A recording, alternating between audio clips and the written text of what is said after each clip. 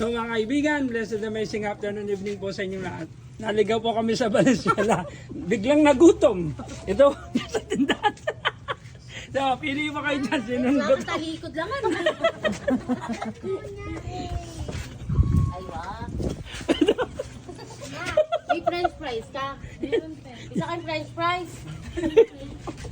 Yan o. Ano po tayo? Order lang. Siopaw. Sarap.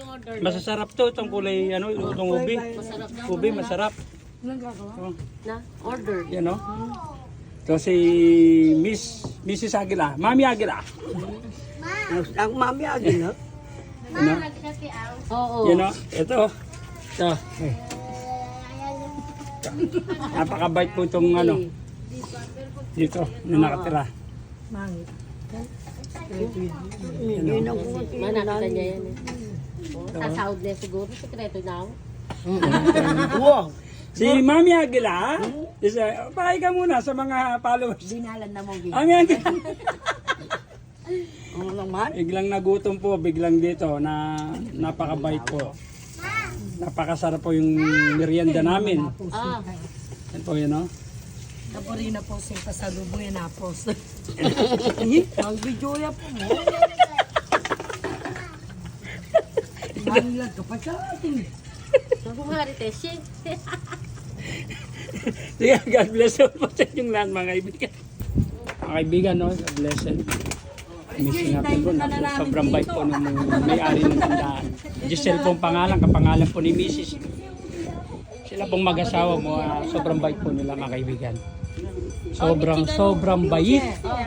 Ano? Pichi o, ubi ang. So, ito, Bisakang Che, bisakang ube. Bay may apay na albenin, may gisan.